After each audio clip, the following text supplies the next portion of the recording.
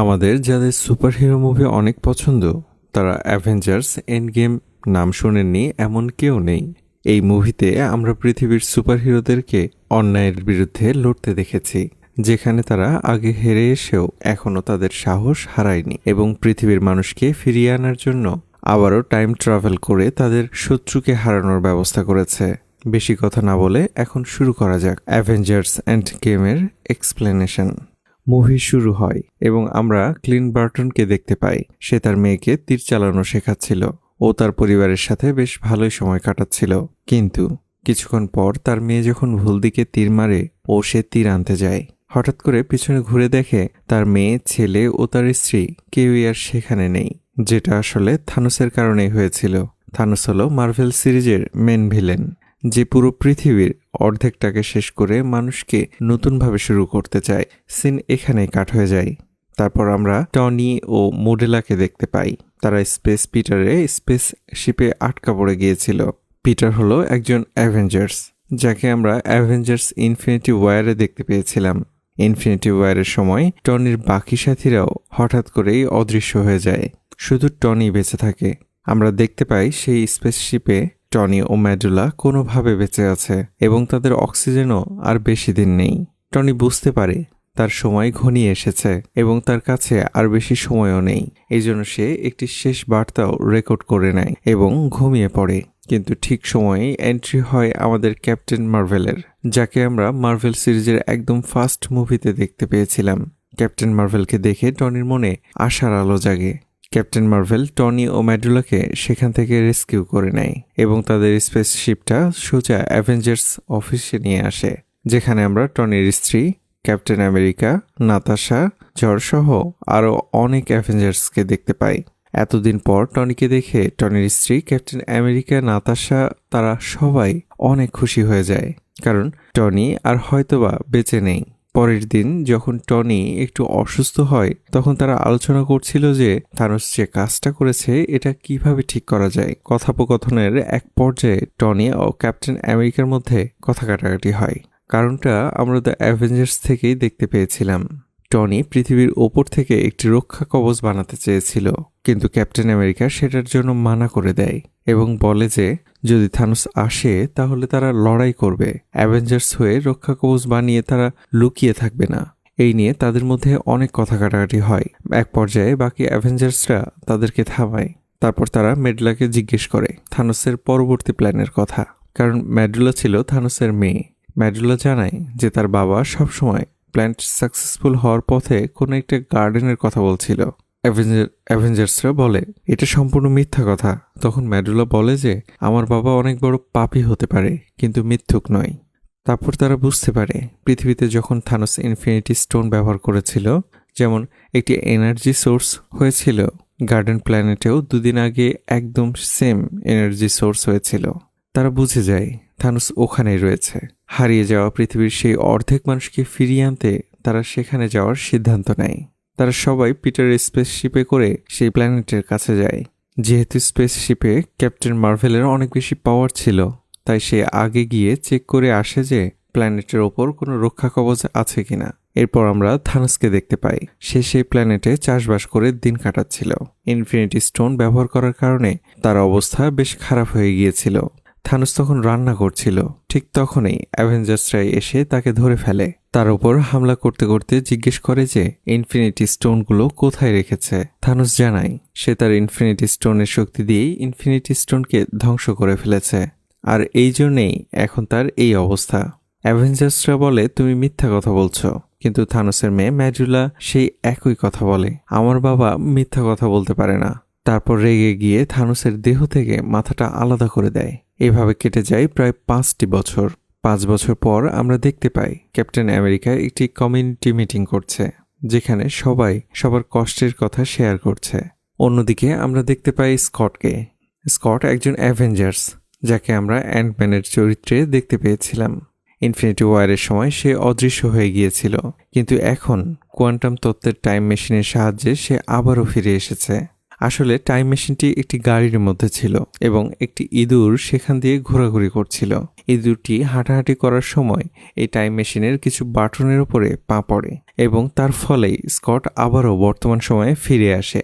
Scott ফিরে এসে সব দেখে এবং অনেক বেশি হতবাক হয়ে যায়। থানোস এসেছিল, পৃথিবীর অর্ধেক মানুষকে শেষ করে দিয়েছে। মানুষ এখন প্রাণহীনভাবে বেঁচে রয়েছে। তাছাড়াও এই পৃথিবীর মানুষ তাকে মৃত হিসেবেই ঘোষণা করে দেয়। এগুলো সব দেখে স্কট সোজা তার বাড়িতে যায়। বাড়ির দরজা খুলে স্কটের মেয়ে ক্যাফি, সে তখন অনেকটাই বড় হয়ে গিয়েছিল। স্কটকে দেখে ক্যাফি তাকে জড়িয়ে ধরে এবং কাঁদতে শুরু করে। অন্যদিকে আমরা নাতাশাকে দেখতে পাই। সে বাকি সব অ্যাভেঞ্জার্সদের সাথে মিটিং করছিল যে কোনো প্ল্যানেটে কোনো সমস্যা হচ্ছে কিনা অথবা সবাই শান্তিতে আছে কিনা। মিটিংয়ের এক পর্যায়ে নাতাশা রনির কাছ থেকে জানতে পারে যে ক্লিন সম্পূর্ণভাবে বদলে গিয়েছে। নিজের পরিবারকে হারানোর পর সে এখন শহরের সব কুখ্যাত ক্রিমিনালদেরকে মেরে ফেলে, আর এভাবেই তার জীবন চলছিল। আসলে তার একটা থিওরি ছিল যে থানোসের কারণে অনেক ভালো মানুষই তো অদৃশ্য হয়ে গিয়েছে, তাহলে এই ক্রিমিনালগুলোকে কেনই বা জীবিত রাখবে। তারপর একদিন ক্যাপ্টেন ও নাতাশা বসে গল্প করছিল। তখন তারা সিসিটিভি ক্যামেরায় দেখতে পায় যে তাদের গেটে স্কট এসেছে। তারা বিষয়টি দেখে অনেক বেশি অবাক হয়, কারণ তারা ভেবেছিল যে স্কট 5 বছর আগে অদৃশ্য হয়ে গিয়েছিল। স্কট ক্যাপ্টেন ও নাতাশাকে সবকিছু ডিটেলসে বলে যে এই 5 বছর তার জন্য 5 ঘন্টার সমান ছিল, কারণ কোয়ান্টাম তত্ত্বের সময় আমাদের এই পৃথিবীর সময় থেকে সম্পূর্ণ আলাদা। স্কট ক্যাপ্টেন ও নাতাশাকে বলে যে যেমন সে ফিরে আসতে পেরেছে তেমনি তারা বাকি সবাইকেও ফিরিয়ে নিয়ে আসতে পারবে। যেটা শুনে ক্যাপ্টেনের মনে একটু আশার আলো জাগে। যেহেতু কাজটা একদমই সহজ নয়, এই জন্য তারা ডিসাইড করে যে তারা টনির সাহায্য নেবে এবং টনির বাড়িতে যায়। কিন্তু টনি এখন একটি সাংসারিক মানুষ ছিল। তার স্ত্রী ও মেয়ে নিয়ে ক্যাপ্টেন, নাতাশা ও স্কটের কথা শুনে টনি সাথে সাথে তাদের এই কাজটি করতে মানা করে দেয়, কারণ বিষয়টি অনেক জটিল ছিল। আর যদি এই কাজে কোনো ভুল হয় তাহলে শুধু পাস্টেই নয়, বর্তমান সময়ে ও ভবিষ্যতেও এর অনেক খারাপ প্রভাব পড়বে। টনি তাদেরকে মানা করে দেওয়ার পর ক্যাপ্টেন, নাতাশা ও স্কট সেখান থেকে মন খারাপ করে চলে আসতে থাকে। তখন স্কট বলে যে এখন আমাদের করণীয় কি? তখন ক্যাপ্টেন বলে যে আমি আরেকজনকে চিনি, যে বিগ ব্রেনের মানুষ। তারপরে সিনে আমরা দেখতে পাই তারা সবাই ব্যানারের সাথে দেখা করতে এসেছে। ব্যানার এই 5 বছরে নিজের হাল্কের বডি ও ব্যানারের মস্তিষ্ক একত্র করে ফেলেছে। তারা ব্যানারকে সব কথা খুলে বলে।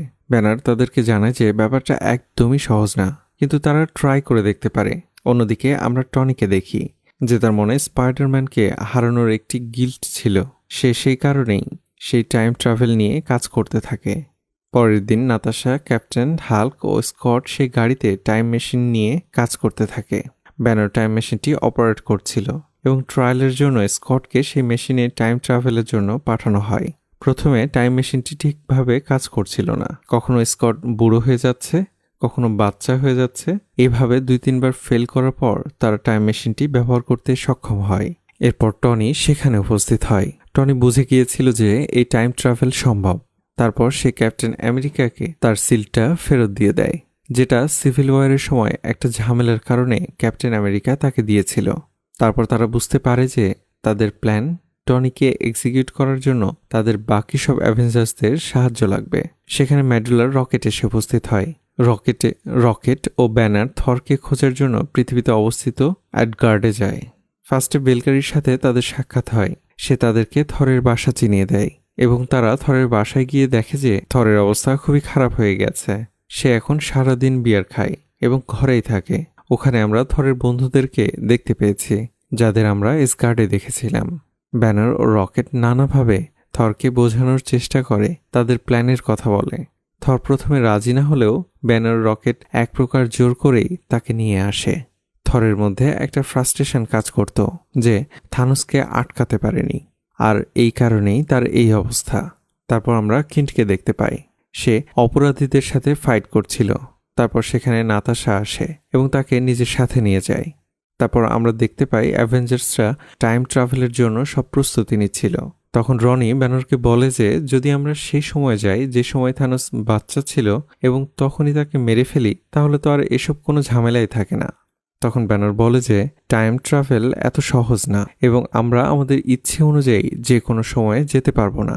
আসলে এখানে টাইম ট্রাভেলের ব্যাপারটা অন্য সব টাইম ট্রাভেল থেকে একদমই আলাদা, যেটা আমাদের মার্ভেলের লোকি সিরিজে অনেক ভালোভাবে এক্সপ্লেন করা হয়েছে। আপনারা যদি এই মুভি এক্সপ্লেনেশন দেখতে চান তাহলে অবশ্যই আমাদের কমেন্ট সেকশনে জানিয়ে দেবেন। তারপর এক্সপেরিমেন্টের জন্য কিটকে ফার্স্টে পাঠানো হয়। সে তার বাড়িতে যায় এবং দেখে যে তার পরিবার এখনও জীবিত। সে তার মেয়েকে দেখতে পায় এবং যখনই দৌড়ে মেয়ের কাছে যাবে তখনই সে আবার বর্তমান সময়ে ফিরে আসে। এখন যখন তারা বুঝতে পেরে গিয়েছে যে টাইম ট্রাভেল সম্ভব, তখন তারা প্ল্যান করে যে কিভাবে তারা পাস্টে গিয়ে 6টি ইনফিনিটি স্টোনকে নিয়ে আসবে। 6টি ইনফিনিটি স্টোন এক এক সময় রয়েছে। তারা দেখে যে একসময় নিউ ইয়র্ক সিটিতে 3টি ইনফিনিটি স্টোন রয়েছে, এই জন্য তাদের সঠিক সময়টি খুঁজে বের করতে হবে এবং তাহলে নিউ ইয়র্ক সিটি থেকেই তারা 3টি ইনফিনিটি স্টোন পেয়ে যাবে। কিন্তু শুধু ইনফিনিটি স্টোনগুলো আনলেই হবে না, এগুলোকে আবার ব্যবহার করার পর যেটিকে যেখান থেকে নিয়ে আসা হয়েছে ঠিক সেখানেই রেখে আসতে হবে, না হলে ভবিষ্যতে আবার নতুন টাইমলাইন শুরু হয়ে যাবে। তারপর তারা 3টা টিম করে নেয় এবং 3টা টিম আলাদা আলাদাভাবে 6টি স্টোন কালেক্ট করতে যাবে। তারপর তারা সবাই রেডি হয় তাদের মিশনের জন্য এবং তারা সবাই তাদের মিশনের উদ্দেশ্যে রওনা দেয়। ব্যানার, টনি, ক্যাপ্টেন আমেরিকা ও স্কট চলে যায় নিউ ইয়র্ক সিটিতে দ্য অ্যাভেঞ্জার্স ওয়ারের সময়, যেখানে আমরা দেখতে পাই ব্যানার পৌঁছে যায় এশিয়ান ওয়ান্টারের কাছে। এখন সেখানে গিয়ে সে জিজ্ঞেস করে যে ডক্টর স্ট্রেঞ্জ কোথায়। সে জানায় যে ডক্টর স্ট্রেঞ্জ এখন তো একজন সার্জেন্ট, মানি দ্য অ্যাভেঞ্জার্সের সময় ডক্টর স্ট্রেঞ্জ একজন সার্জেন্ট ছিল। ব্যানার বেশি কথা না বলে যে তোমার গলায় থাকা স্টোন আমার চাই। তখন এশিয়ান ওয়ার্ল্ড বলে যে এটা কোনোভাবেই তোমাকে দেয়া সম্ভব না, আমি জানি যে তুমি ফিউচার থেকে এসেছ। ব্যানার যখনই স্টোনটি কেড়ে নিতে যাবে তখনই এশিয়ান ওয়ার্ল্ডার তার 2টি দেহ মানি ব্যানার আর হাল্ককে আলাদা করে দেয়। অন্যদিকে রকেট আর থর চলে যায় অ্যাসগার্ডে, যেখানে আমরা থরের সেকেন্ড পার্ট দেখেছিলাম। থরের গার্লফ্রেন্ড জেনের শরীরে স্টোনের লিকুইড ফর্ম ছিল। থর আগে সবকিছু দেখে অনেক বেশি ইমোশনাল হয়ে যায় এবং ভেঙে পড়ে। অন্যদিকে মেডুলা ও রনি চলে যায় বরকদমের একটি প্ল্যানেটে, যেখানে তারা পাওয়ার স্টোন আনতে গিয়েছিল। যেহেতু সেটি পাস্টের টাইম ছিল, সেখানে আমরা মেডুলার পাস্ট ফর্ম ও থানুসকে দেখতে পাই। ক্যাপ্টেন আমেরিকা অ্যাভেঞ্জার্স বিল্ডিংয়ে গিয়ে অনেক বুদ্ধি করে মাইলস্টোনটা নিয়ে চলে আসে। অন্যদিকে টনি একটি ইনফিনিটি স্টোন পেয়ে গিয়েছিল এবং যখনই সেটা নিয়ে বেরিয়ে আসবে তখনই পাস্টের হাল্ক অনেক বেশি অ্যারোগেন্ট হয়ে যায় এবং টনিকে ধাক্কা দিয়ে ফেলে দেয়। তখন টনির হাত থেকে ইনফিনিটি স্টোনের ব্যাগটি ছুটে পড়ে যায়। তখন ওই ব্যাগটি নিয়ে লোকই পালিয়ে চলে যায়। অন্যদিকে ক্যাপ্টেন আমেরিকা যখন পালিয়ে বেরিয়ে এসেছে তখন সেই সময়ের ক্যাপ্টেন আমেরিকার সাথে দেখা হয়ে যায়। সেই সময় ক্যাপ্টেন আমেরিকা ভাবে এটি অলৌকিক কারণে লোকি তার রূপ বদলাতে পেরেছে। তখন তাদের দুজনের মাঝে মারামারি শুরু হয়ে যায় এবং বর্তমান সময়ের ক্যাপ্টেন আমেরিকা পাস্টের ক্যাপ্টেন আমেরিকাকে নকআউট করে সেখান থেকে বেরিয়ে আসে। অন্যদিকে ব্যানার এশিয়ান ওয়ান্ডকে সবকিছু এক্সপ্লেন করেছে কেন তাদের এই ইনফিনিটি স্টোনটা দরকার। তাদের দুজনের মধ্যে অনেক তর্ক বিতর্কের পর এশিয়ান ওয়ান্ড একটি শর্তে ব্যানারকে স্টোন ইনফিনিটি দিতে রাজি হয়।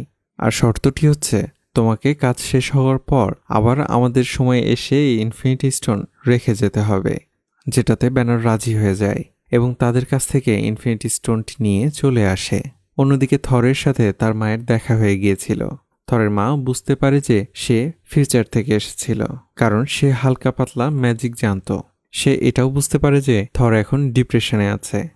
থরের মা তাকে অনেক সান্ত্বনা দেওয়ার চেষ্টা করে, কিন্তু থর তার মাকে দেখে অনেক বেশি ইমোশনাল হয়ে পড়ে, কারণ এই দিনটি সেই দিনটি ছিল যে দিন তার মা মারা গিয়েছিল। অন্যদিকে রকেট জেনার শরীর থেকে সেই স্টোনের লিকুইডের অংশটি বের করে নিয়ে আসে এবং থর ও রকেট সেখান থেকে বর্তমান সময়ে আসার জন্য রেডি হয়। থর তার হাতুড়িকেও ডেকে নেয় এবং বুঝতে পারে সে এখনও যোগ্য আছে। অন্যদিকে ম্যাডেলা যখন স্টেশনে আসবে তখন তার বডি পার্টে কিছু সমস্যা হয়। তার বডি সম্পূর্ণটা যেহেতু মেশিন দিয়ে তৈরি ছিল, সেজন্য রনি তাকে সেখানে রেখেই এসে পড়ার চিন্তাভাবনা করেছিল। থানোস ফিউচার ম্যাডেলার ব্রেন স্ক্যান করে ফিউচারে কি হবে সেটা সব জানতে পেরে গিয়েছিল। অন্যদিকে টনি পাস্ট হাল্কের কারণে স্টোন না নিতে পেরে চিন্তায় পড়ে যায়। তখন তারা চিন্তা করে যে অন্য টাইমলাইনে গিয়ে সেই ইনফিনিটি স্টোনটি নিয়ে আসবে। তখনই ক্যাপ্টেন আমেরিকা ও টনি চলে যায় 1970 সালের নিউ জার্সিতে। তারা এটাও সিদ্ধান্ত নেয় যে তারা সেখান থেকে পিন পার্টিকেলগুলোও চুরি করবে, কারণ তাদের ফেরত যাওয়ার জন্য ওই পিন পার্টিকেলগুলো প্রয়োজন ছিল। তাদের কাছে পর্যাপ্ত পরিমাণে পিন পার্টিকেল ছিল না। ক্যাপ্টেন আমেরিকা সেগুলো চুরি করতে যায়, কিন্তু সেখানে সে তার ভালোবাসাকে দেখতে পায় এবং লুকিয়ে লুকিয়ে তার দিকেই তাকিয়ে থাকে। অন্যদিকে টনি যখন ওই স্টোনগুলো নিয়ে বেরিয়ে পড়বে, ঠিক তখনই তার সাথে তার পিতার দেখা হয়। টনি তাকে দেখে অনেকটা নার্ভাস হয়ে পড়ে, কারণ সে যখন ছোট ছিল তখনই তার পিতা মারা গিয়েছিল, কিন্তু সে সেই অপরচুনিটিটা হারাতে চাচ্ছিল না। এই জন্য তার সাথে সে অনেক গল্প করে নেয়, তার ব্যাপারে অনেক কথাও বলে। তার একটি মেয়ে আছে। অন্যদিকে মেডুলা পাস্টের গোমরা এবং তার পাস্ট ফ্রম মেডুলার সাথে সাক্ষাৎ করে। তারপরের সিনে আমরা ক্লিন ও নাতাশাকে দেখতে পাই। তার একটি প্ল্যানেটে গিয়ে পৌঁছে এবং সেখানে থাকা ইনফিনিটি স্টোনের যে দেখাশোনা করে তার সাথে সাক্ষাৎ হয়। সেখানকার নিয়ম হলো আত্মার বদলে আত্মা, মানে একজনকে জীবিত দিতে হবে এবং তার বদলেই তারা একটি ইনফিনিটি স্টোন পাবে। এটা শোনার পর ক্লিন ও নাতাশা অনেকটাই চিন্তায় পড়ে যায়। নাতাশা তার নিজের জীবন দিয়ে ওই ইনফিনিটি স্টোন পাইয়ে দেয়। ক্লিন তার এত ভালো বন্ধুকে হারানোর কষ্টে ভেঙে পড়ে এবং ইনফিনিটি স্টোন নিয়ে ফেরত আসার প্রস্তুতি নেয়। তারপর সিনে তারা সবাই সবার স্টোন নিয়ে ফিরে এসেছে, কিন্তু নাতাশা এখানে নেই, যে কারণে তারা সবাই অনেক ভেঙে পড়ে। তারা টনির বানানো একটি হ্যান্ডসেটে তারা সবগুলো স্টোন ফিক্সড করে নেয়। এখন তারা চিন্তা করে যে এই হ্যান্ডসেটটি কে পড়বে। টনি বলে যে সে পড়তে চায়, কিন্তু ব্যানার বলে যে এটির শক্তি তুমি সহ্য করতে পারবে না, এর মধ্যে অনেক গামা রশ্মি রয়েছে, আর আমি তো গামা রশ্মি দিয়েই বানানো। এটি বলে ব্যানার সেই হ্যান্ডসেটটি পরে নেয়। অন্যদিকে তাদের সাথে যে ম্যাডুলা ছিল সে ছিল 2014 সালের ম্যাডুলা, কিন্তু তারা তো এ ব্যাপারে কিছুই জানে না। ম্যাডুলা সেই টাইম ট্রাভেল ওপেন করে থানোস ও তার শিপদেরকে সেখানে ডেকে নেয়। অন্যদিকে ব্যানারের অনেক কষ্ট হচ্ছিল, কিন্তু সে কাজটি করতে সক্ষম হয়। তারপর আমরা ক্লিনের ফোনে তার স্ত্রীর ফোন আসতে দেখি। তারপরে আমরা দেখতে পাই থানোসও ফিরে এসেছে এবং তারা অ্যাভেঞ্জার্স বিল্ডিংয়ের উপর গোলাবর্ষণ করছে। সব অ্যাভেঞ্জার্সই বেঁচে যায়। তারপর টনি, ক্যাপ্টেন আমেরিকা ও থর থানোসের মুখোমুখি হয়, কিন্তু এবার সে পৃথিবীর অর্ধেক মানুষকে ধ্বংস করতে চাচ্ছে না, এবার সে পুরো পৃথিবী ধ্বংস করতে যাচ্ছে। এটা শোনার পর তারা তিনজনে থানোসের ওপর ঝাঁপিয়ে পড়ে। অন্যদিকে ক্লিন সেই হ্যান্ডসেটটাকে থানোসের কাছ থেকে দূরে রাখার চেষ্টা করছিল। অন্যদিকে ম্যাডুলা যখন হ্যান্ডসেটটি নিতে আসে তখন ম্যাডুলা সে আগের ম্যাডুলাকে মেরে ফেলে। অন্যদিকে তারা তিনজন থানোসের সাথে বরাবরের মতো লড়েই চলেছে। তখন হঠাৎ করে আমরা দেখতে পাই যে ক্যাপ্টেন আমেরিকা থরের হাতুড়িটা টানতে সক্ষম হয়ে যায়। তারা তিনজন মিলে অনেকক্ষণ ধরে থানোসের ওপর আক্রমণ করে, কিন্তু তার কিছুই হয় না। কিছুক্ষণ পর আমরা দেখতে পারি থানোসের পুরো টিম এসে পড়েছে তাদের উপর আক্রমণ করার জন্য। ক্যাপ্টেন আমেরিকার অবস্থা অনেক খারাপ হওয়া সত্ত্বেও সে উঠে দাঁড়ায় তাদের সবার সাথে ফাইট করার জন্য। আশার আলো এখনও শেষ হয়ে যায়নি। ব্যানার তার কাজ করেই দিয়েছিল। পাস্টের 5 বছর আগে থেকে সবাই আস্তে আস্তে ফিরে আসে। আমরা দেখতে পাই ডক্টর স্ট্রেঞ্জ, স্পাইডারম্যান, পিটার, এসগার্ডের সবাই, ব্ল্যাক প্যান্থার সহ আরও সবাইকে। তাদেরকে দেখে থর, ক্যাপ্টেন আমেরিকা ও টনির মনে আশার আলো জাগে এবং তারা ফাইট করার জন্য প্রস্তুতি নেয়। এবার আমাদের অ্যাভেঞ্জার্সের সুপার হিরোদের সাথে থানোসের মধ্যে তুমুল ফাইট হয়। অন্যদিকে পিটার যখন গামারকে দেখতে পায় সে অনেক খুশি হয়ে যায়, কারণ সে গামারকে অনেক ভালোবাসত। কিছুক্ষণ পর ওন্দা এসে থানোসকে আক্রমণ করতে শুরু করে। তখন থানোস তার স্পেসশিপদের নির্দেশ দেয় গুলিবর্ষণ করার জন্য, আর তখনই এন্ট্রি হয় আমাদের ক্যাপ্টেন মার্ভেলের। সেই পুরো স্পেসশিপকে ধ্বংস করে দেয়। যখনই ক্যাপ্টেন মার্ভেল স্পাইডারম্যানের হাত থেকে হ্যান্ডসেটটি নিয়ে টাইম ট্রাভেলের দিকে যাবে, ঠিক তখনই থানোস টাইম মেশিনটি ভেঙে ফেলে। তারপর থানোস যখনই হ্যান্ডসেটটি তার হাতে ঢুকাবে, ঠিক তখনই সে দেখে হ্যান্ডসেটের স্টোনগুলি আর নেই। তখন আমরা দেখতে পারি যে টনির হাতে সবগুলো স্টোন এসে পড়েছে এবং টনি হ্যান্ডসেটটি পরে সাথে সাথে তার কাজ করে দেয়। তার কিছুক্ষণ পর থানোস ও তার আর্মি দল সবাই বাতাসে মিলিয়ে যায়, আর যেহেতু ওটি অনেক শক্তিশালী ছিল টনি সেখানেই মারা যায়। তারপরের সিনে আমরা সব অ্যাভেঞ্জার্সদের টনিকে শ্রদ্ধা প্রদর্শন করতে দেখি। লাস্ট সিনে ক্যাপ্টেন আমেরিকা সব স্টোনগুলোকে ফেরত দেওয়ার জন্য পাস্টে যায়, কিন্তু সে যখন ফেরত আসে সে তখন অনেক বুড়ো হয়ে গিয়েছিল, কারণ সে সাথে কিছুটা সময় কাটাতে চেয়েছিল। ফেরত আসেনি। সে তার সিলটি তার বন্ধুকে দিয়ে দেয়, আর মুভি এখানেই শেষ হয়ে যায়।